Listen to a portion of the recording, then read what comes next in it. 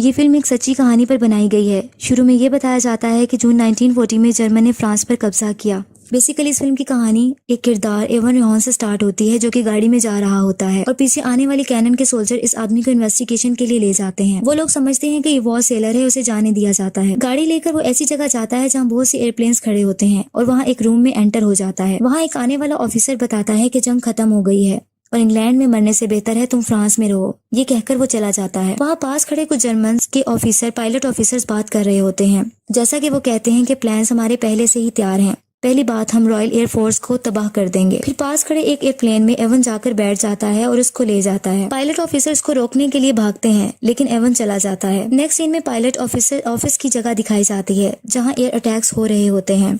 इस तरह ये स्क्वाड्रन 3 और 3 के पॉलिश पायलट्स होते हैं जो कि रॉयल एयरफोर्स को ज्वाइन करते हैं और इस तरह फॉरेन स्काइज के लिए जंग लड़ रहे होते हैं। एवन के पहुंचने पर इसके साथी इसको बताते हैं कि हमने जंग को जारी रखा जब तक तुम वहां रहे। एवन कहता है कि तुम इनको मेरे बगैर खत्म नहीं कर सकते और मुस्कुराने लगता है। नेक्स्ट सीन में पायलट ऑफिसर चीफ मार्शल को बताता है कि हम बॉम्बर्स नहीं हैं बल्कि फाइटर पायलट्स हैं।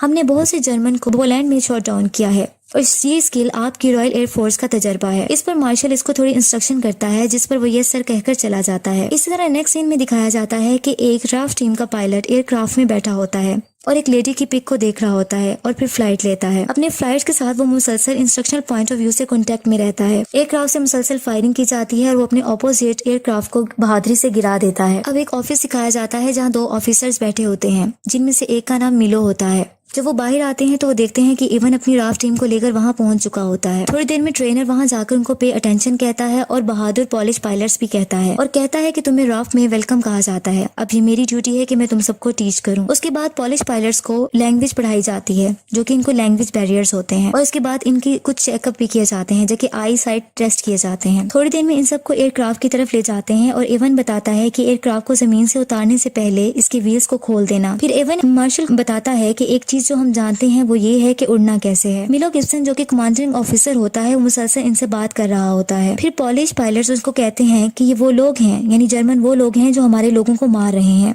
और हम कुछ नहीं कर रहे हैं। और वो आवाज लगाता है जैसे कि मेरी बीवी और एक छोटी लड़की। मिलो इनकी बातें सुनकर बहुत गुस्से में आ जाता है और कहता है कि मैं जानता हूँ कि तुम अच्छे तरीके से फ्लाइट ले सकते हो, लेकिन तुम्हारे अंदर दूसरे एट्रीब्यूट्स भी अहम हैं जो कि लाजमी होने चाहिए, जैसे कि यूनिटी और डिसिप्लिन। सिर्फ इन्हीं तरीकों से एक जेंटलमैन हम जीत सकते हैं। ये कहकर मिलो ऑफिस में चला जाता है और अंदर जाने के बाद अपने बड़े ऑफिसर को बताता है कि इनके कुछ इश्यूज आ रहे हैं, जैसे कि एरोगेंस, इररिस्पॉन्सिबिलिटी, डिसिप्लिन इश्यूज आ रहे हैं। इस पर वो ऑफिसर कहता है कि तुम कमांडर हो, जिसको तुम्हें मैंने हर रिस्पॉन्सिबिलिटी दे दी है, इसलिए तमाम ऑपरेशन में तुम पर छोड़ रहा हूँ और मैं तुम पर रिलाई करता हूँ और तुम रिस्पॉन्सिबल होगे। मिलो बाहर आता है और वो आकर इवन से पूछता है कि कोई प्रॉब्लम तो नहीं है। उस पर इवन बताता है कि वही मसले हैं, जैसे स्पीड और वर्किंग इन रिवर्स। वो सब देखते हैं कि एयरक्राफ्ट बुरे तरीके से लैंड होता है और वो भागते हुए एयरक्राफ्ट की तरफ जाते हैं। वो देखते हैं कि एयरक्राफ्ट मिट्टी से भर जाता है, जबकि इसमें से निकलने वाला पायलट कहता है कि ये सब व्हील्स की वजह से हुआ। एक्चुअली यहाँ ये दिखता है कि ये सब एयर वार जर्मन्स के अगेंस्ट प्रैक्टिस कर रहे होते हैं, जो कि इन्होंने वहाँ वार करनी होती है। जबकि दूसरी तरफ जर्मन्स को दिखाया जाता है जो कि पायलट ऑफिसर्स होते हैं और वो ये कहते हैं कि रॉयल एयरफोर्स की लास्ट 2 वीक से अपनी ताकत खो रही है और हम इस एयरफील्ड्स में उतर रहे हैं जहाँ अभी हम बॉम्ब गिरा रहे हैं और वो अपने आप को विक्टर्स कहते हैं। इस तरह वो हवा में उड़ने वाले एयरक्राफ्ट्स को देखते रहते हैं। जबकि दूसरी तरफ दिखाया जाता है कि मिलो अपने पॉलिश पायलट्स को इंस्ट्रक्शंस दे रहा होता है और इसी तरह जो लेडीज पायलट्स हैं वो लोकेशन को आइडेंटिफाई कर रही होती हैं। हवा में एयरक्राफ्ट्स के थ्रू जर्मन से जंग होती है। मिलो गिब्सन जल्दी से बैक होम की कमांड करता है, ये कहकर के ये एक ऑर्डर है।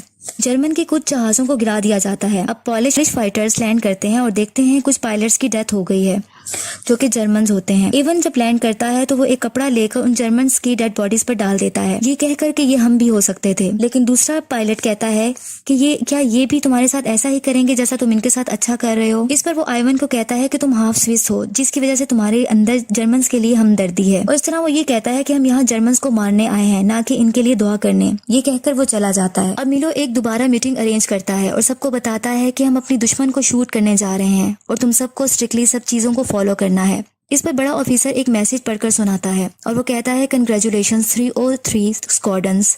फिर इनको कहता है कि तुम्हें कल से मुकम्मल तौर पर ऑपरेशन के लिए तैयार रहना है। इवन कहता है कि हम कल से ऑपरेशन पर होंगे। इस पर सब खुशी से एक दूसरे को गले मिलते हैं। अब ट्रेनिंग के लिए सब चले जाते हैं और तमाम अपना यूनिफॉर्म भी पहन लेते हैं।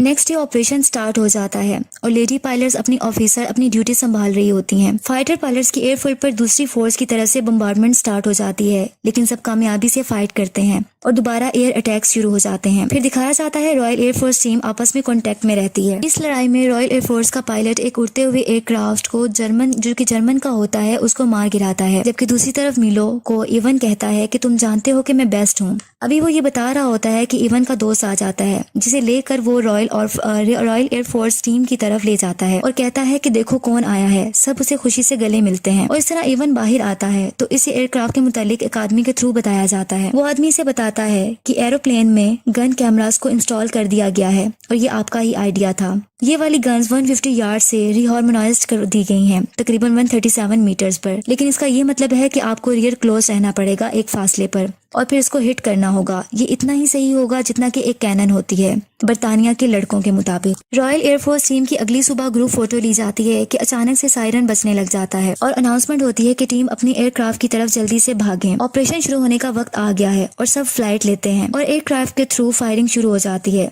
जबकि लेडी पायलट्स दोबारा अपनी पोजीशन एरियाज को लोकेशन को आइडेंटिफाई करने के लिए बैठ जाती हैं। कुछ जहाजों को तबाह कर दिया जाता है। फिर एक साइन जाहिर होता है रिफ्यूलिंग और लैंडेड। जहाजों को रिफ्यूल किया जाता है और फिर से फ्लाइट होती है। रॉयल एयरफोर्स टीम के एक टीम मेंबर के एयरक्राफ्ट से बम्बार्डमेंट और फायरिंग होना बंद हो जाती है। इस पर ऑपोजिशन जर्मन्स की टीम से फायरिंग होती है और वो जख्मी हो जाता है और इसका खून बहने लगता है। इसका एरोप्लेन भी क्रैश हो जाता है और वो पानी में जा गिरता है, जहाँ इसको एक छोटी सी विक्टिम बच्ची इमेजिन होती है जो कि हंस रही होती है। आखिरकार वो पानी में डूब जाता है। रॉयल एयरफोर्स टीम अब खामोश उदास होती है क्योंकि इनका साथी मर चुका होता है। मिलो एक किताब रूडिमेंट्री पॉलिश पढ़ रहा होता है। अब दोबारा से एयर वॉर को दिखाया जाता है। एयरफोर्स टीम हवा में एक सुकून से फ्लाइट में होते हैं कि अचानक एक प्लेन पर अटैक हो जाता है और सब बहुत अलर्ट हो जाते हैं। एवन के एयरक्राफ्ट पर आग लग जाती है, लेकिन वो सक्सेसफुली एयर बैलून की हेल्प से नीचे उतर आता है, जबकि दूसरा टीम मेंबर उसके जिस्म पर आग लग जाती है और वो जख्मी हो जाता है। नेक्स्ट सीन में पायलट पॉलिश फाइटर्स की पार्टी दिखाई जाती है, जहां चीफ मार्शल सबसे एड्रेस करता है और कहता है कि मैं इस इवनिंग के होस्टेस से आपको इंट्रोड्यूस करवाना चाहता हूँ। वो एक लेडी को बुलाता है जो कि आकर सबसे बात करती है और वो ये कहती है कि इवनिंग पायलट्स ब्रेव सोल्जर्स के लिए है, जो कि पायलट ऑफिसर्स के लिए है जिन्होंने इंग्लैंड के स्काइज में हमारे लिए लड़ाई लड़ी। उसके बाद एवन गुस्से में आ जाता है और बोलता है कि तुम हमारे ही शहरों में बॉम्ब गिरा रहे हो और शूट कर रहे हो और हमारा ही शिकार कर रहे हो। हम यहाँ शैंपियन पी रहे हैं और अपने शहरों पर बॉम्ब गिरा रहे हैं। दे आर बुचरिंग अस, और हमें शूट किया जा रहा है और फांसी दिए जा रहे हैं। इसके बाद वो ऐसी बातें करता रहता है जबकि मिलो आके इसको चुप करवाता है। अब मिलो कुछ देर में इस रूम में आता है जहाँ जख्मी पायलट्स होते हैं। इनमें से एक का चेहरा भी जला हुआ होता है। वो इसे कहता है कि रिमार्केबल मैन हमेशा ग्रो करता है, तुम्हें इस पर फख्र करना चाहिए। जबकि दूसरी तरफ एक और पॉलिश पायलट को दिखाया जाता है जो कि कैंडल सिलाई बैठा होता है और वो बहुत ही सैड होते हैं क्योंकि उनके साथी मर गए होते हैं। इवन उसको आकर कहता है कि तुम यहाँ क्या कर रहे हो? तो फिर वो मैंने एयरक्राफ्ट में उन्हीं लोगों को देखना शुरू कर दिया था, वो तुम्हारी और मेरी तरह लोग थे। इस पर इवन कहता है कि इन प्लेन्स में लोग नहीं थे, लेकिन सिर्फ जर्मन्स थे, वो जर्मन्स जिन्होंने हमारे साथ बुरा किया था। मेरी बात सुनो, तुम्हें इन चीजों से गुजरना है। तुम अभी भी जिंदा हो, तुम सांस ले रहे हो एक जंग में, ये सबसे अहम चीज है। वो एक्चुअली इवन उसकी हौसला अफजाई उसको इनकरेज करता है। अब मिलो सब पायलट के साथ मीटिंग करता है और सब फ्लाइट ऑपरेशन पर चले जाते हैं। दूसरी एयर वॉर दोबारा शुरू हो जाती है और बहुत से जहाजों को तबाह कर दिया जाता है। अब एक रॉयल एयरफोर्स टीम के पायलट को कुछ मेमोरी जहन में आती है, जैसा कि एक बूढ़े आदमी को फायरिंग से मार दिया जाता है। अभी वो ये सोच रहा होता है कि इस पर फायरिंग हो जाती है। दूसरी तरफ एवन बहुत परेशान हो जाता है क्योंकि ये सब देख रहा होता है और गुस्से में आकर ऑपोजिशन जर्मन्स के जहाज को गिरा देता है। जर्मन्स के साथ फाइट मुसलसल होती रहती है। अब पॉलिश पायलट्स के दो बचे हुए एयरक्राफ्ट नजर आते हैं, जिसमें से एक का इंजन रुकने से वो क्रैश हो जाता है। अब सिर्फ एवन होता है। एवन पर फायरिंग शुरू हो जाती है। अब सिर्फ एवन बचता है जो कि ओनली सर्वाइवर होता है। पायलट लेडीज देखती हैं कि ऑपरेशन की क्या सिचुएशन है और इनकी आंखों में आंसू आ जाते हैं। अब एवन अपने एयरक्राफ्ट में जो कि जमीन पर गिरा होता है बहुत जख्मी हालत में जिंदा निकलता है और पास खड़े एक एयरक्राफ्ट की तरफ जाता है और देखता है कि इसके पार्टनर की डेथ हो गई है। वो शदीद गुस्से और गम में होता है। इस तरह स्क्वाड्रन लीडर बाकी फाइटर पायलट से कहता है ये बहुत एक्सेप्शनल वर्क था और बहुत ज्यादा हम फख्र महसूस करते हैं, लेकिन जो इन्होंने काम किया और जारी रखा ये अजीम शुक्रगुजारी के मुस्तहिक हैं। ये कहकर वो ऑफिसर्स चले जाते हैं। नेक्स्ट सीन में 1946 का टाइम दिखाया जाता है जो कि लंदन इंग्लैंड में दिखाया जाता है। इवन जहाज उड़ते हुए जहाज़ों को देख रहा होता है और ये भी दिखाया जाता है कि वो शायद 3 दिन में मुल्क छोड़कर शायद अमेरिका चला जाएगा। आखिर में ये बताया जाता है कि स्क्वाड्रन 303 बरतानिया में सबसे ज्यादा स्कोर्स करने वाले फाइटर थे और 145 पॉलिश पायलट्स जिन्होंने बरतानिया की जंग में हिस्सा लिया, इन्होंने 203 त्यारों को गिरा दिया और रॉयल एयरफोर्स को स्ट्रेंथ को कॉन्स्टिट्यूट किया।